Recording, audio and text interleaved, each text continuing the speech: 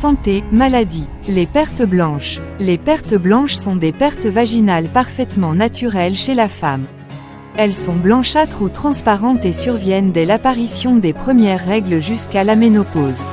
Il ne faut pas négliger leur aspect, leur couleur et leur odeur car elles peuvent révéler un problème de santé.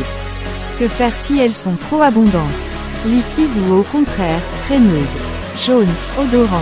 Aspect, couleur, traitement et conseils. Définition, c'est quoi les pertes blanches? Le terme scientifique des pertes blanches est leucorrhée. Il s'agit d'une glaire physiologique transparente à blanche. Toutes les femmes ont des pertes blanches, qui varient en quantité et en texture selon les personnes et selon la période du cycle hormonal. Quelles sont les causes des pertes blanches? Les pertes blanches sont fabriquées à l'intérieur du col de l'utérus. Elles sont souvent plus abondantes autour du 14e jour du cycle, au moment de l'ovulation. Elles permettent au vagin de se lubrifier. Souvent, pendant la grossesse, elles sont plus importantes. Avoir plus de pertes blanches n'est donc pas inquiétant. Aspect, pertes blanches épaisses, crémeuses, ou malodorantes.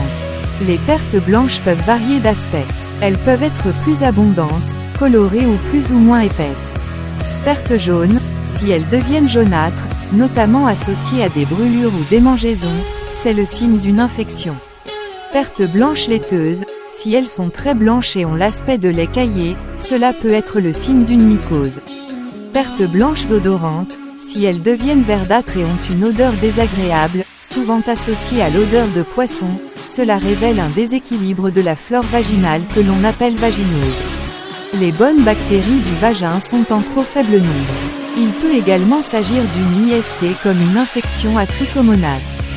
Pertes blanches épaisses, crémeuses, si elles ont tendance à devenir plus abondantes, plus denses et plus granuleuses, surtout avec des caillots blanchâtres et qu'elles sont associées à des démangeaisons, cela peut être le signe d'une vaginite.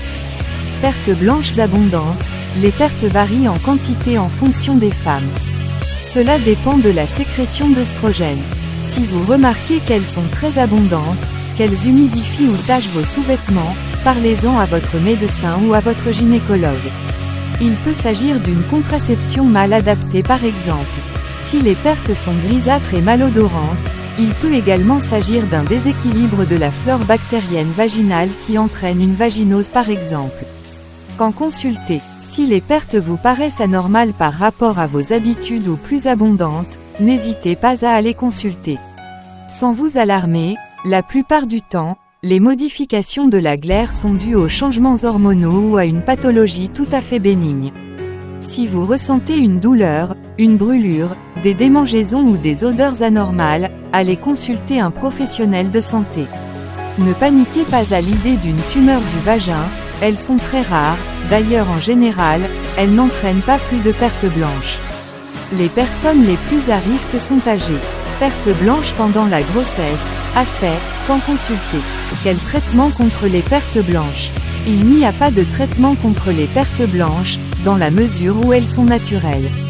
En cas de pathologie, mycose, vaginose, votre médecin vous prescrira un traitement sur ordonnance.